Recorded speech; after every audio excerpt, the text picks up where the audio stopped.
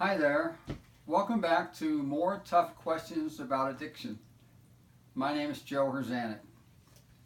Today I'm going to read a comment. We have several sister sites off of our Facebook pages and off of our website, and this is just a classic comment that we found. I get comments directly to us very similar to this. It just fits so well with so many responses that we get that I just felt like I should use this today. And it goes with the question that I mentioned last week in our last show. When I did the show on internet pornography, I said that we would be talking about this. And today's tough question: my son is out of control with substance use. What's a mother to do?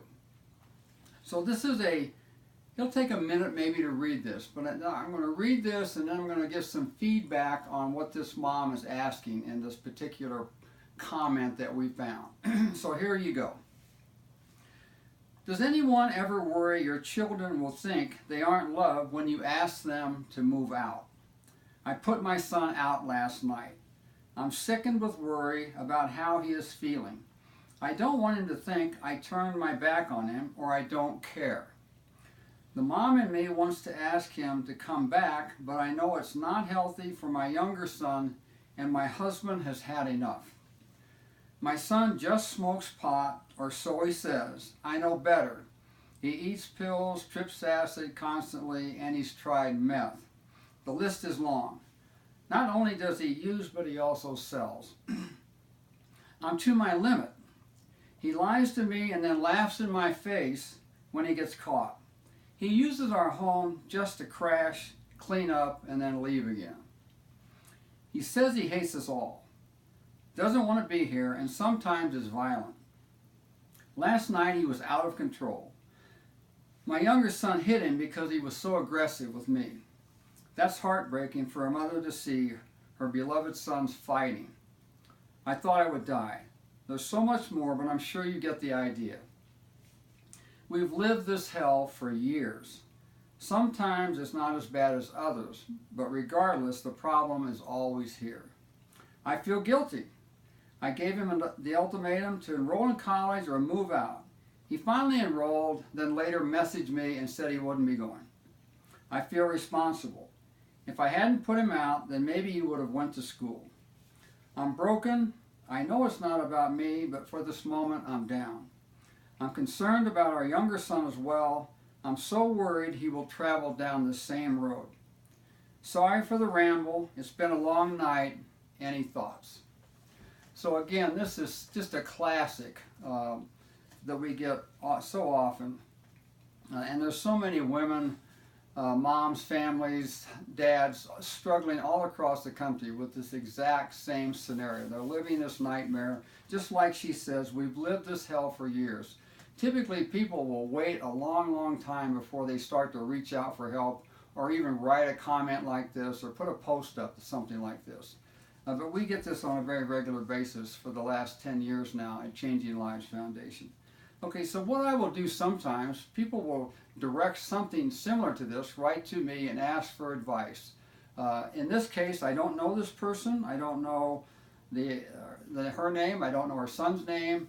I don't know the ages. There's a lot of things that I don't know, but there are some things that I hear that I can read between the lines, so to speak, which is what I do when I try and give some positive feedback for families.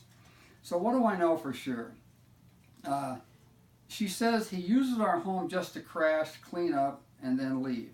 I'm going to assume that he's probably not paying any rent, which I would strongly suggest for any family like this.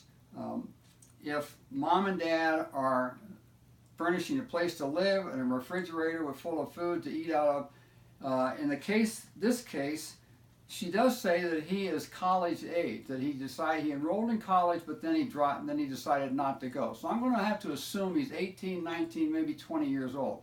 So if he's still living at home and he's not going to school, he should at least be paying some rent, be involved in making the family function.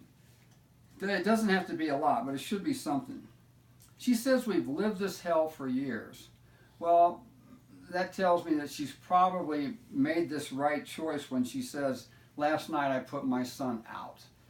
At some point, that's what you need to do. In this case, mom loves the son, pretty natural, pretty normal, but at some point, the tough love of putting the son out, if you don't, you are in essence condoning this behavior, condoning this lifestyle. If you don't do something, you are subtly, in a sort of way, approving, although you're not approving, but you're not doing anything to stop it either. So putting him out was a great idea. She says she feels guilty.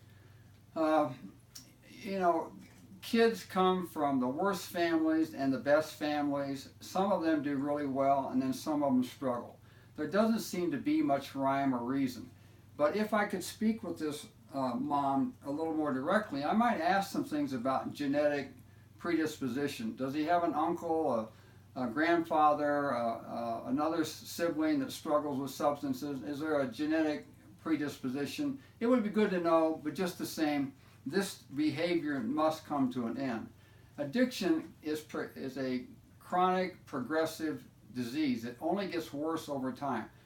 Believe it or not, this young man is either going to get better or worse. And if nothing changes, he's going to get progressively worse.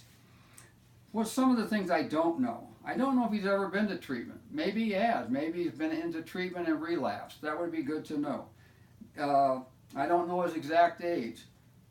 I don't know if he's ever been to jail or he's been in the juvenile system or the criminal justice system at all.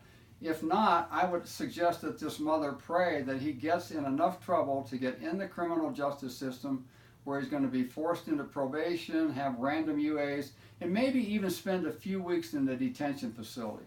The loss of his freedom may be exactly what he's going to need to have that epiphany where he decides, I've had enough of this, it's time to move on from this old life, this destructive lifestyle, change some playgrounds and playmates, and start to become an adult. At some point, we all have to become an adult. So again, there's so much I don't know. I would love to talk to this mom more, but this did not come directly to us. I'm just using it as an example. But like I said, we have so many real examples. I've got a file folder full of messages from moms just like this. So I had another example I wanted to talk about, which I got a contact from a church. A mom has her 23-year-old son is in the hospital with his second DUI in a major auto accident. I'm going to save that for another time. I don't have time to develop that right now, but for now, thanks for tuning in. You can contact us through Changing Lives Foundation or our Facebook page. Next week, we will be talking about relapse. What happens when my loved one relapses back to some destructive use? How do I handle relapse? So thanks for tuning in, and we're going to say goodbye for now.